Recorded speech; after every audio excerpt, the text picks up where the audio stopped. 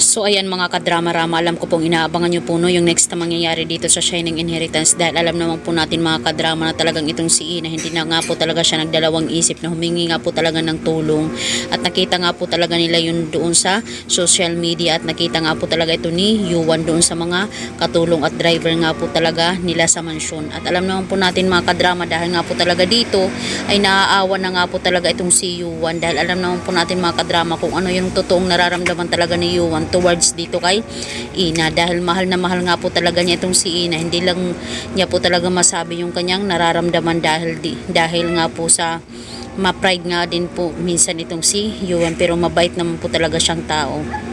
At dahil nga po talaga dito mga kadrama ay mauoperahan na nga po talaga itong si Nono, at good news po talaga yung para kay Ina na may nagbayad po ng operasyon para sa operasyon talaga ni Nono. Kaya grabe talaga yung tuwa ni Ina sa lahat ng mga nangyayari ngayon sa kanya, na akala niya ay walang-wala na siya dahil nga po wala na itong si Lola Aurea, hindi na nga po talaga siya matulungan dahil nasa facilities nga po. At talagang itong si Joanna naman ay hindi talaga yan may iwasan na pagsabihan talaga itong si Yuan na bakit mo tinulungan si Nuno Yuan.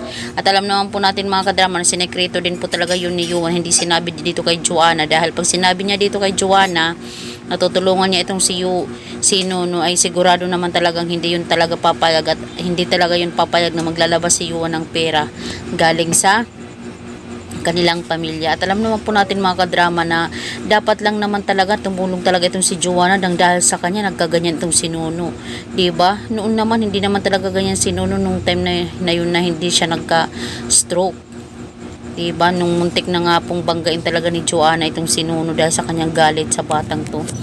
At dahil nga po talaga dito mga kadrama, itong si Yuan, possible talaga masabi na lang niya yung katotohanan nito kay Joanna, dahil mahal ko si Ina at naawa ko sa kanila Joanna, kaya wala ka nang magagawa kung tinulungan ko sila. At dapat lang talaga silang tulungan, dahil nung mga panahon na yun si Lola tinulungan ni Ina, mga panahon na walang-wala din talaga si Lola, diba? So hoping nga po talaga mga kadrama mag-stand talaga si Yuan talaga, diba? Dahil malaking tulong po talaga yung ginawa ni Yuan. Kaya na-amaze lang po talaga ako, naging happy lang po talaga ako ngayon mga kadrama, dahil may ginawa itong si Director, diba? Na twist, kasi akala nga natin ay walang-wala na itong si Ina, pero sa makatuwid may tumulong pala sa kanya, diba? At least hindi tayo naiinis, char. So yun lang po mga kadrama, abangan lang po natin yung next na mangyayari. Don't forget to please like, share, subscribe my channel. Bye!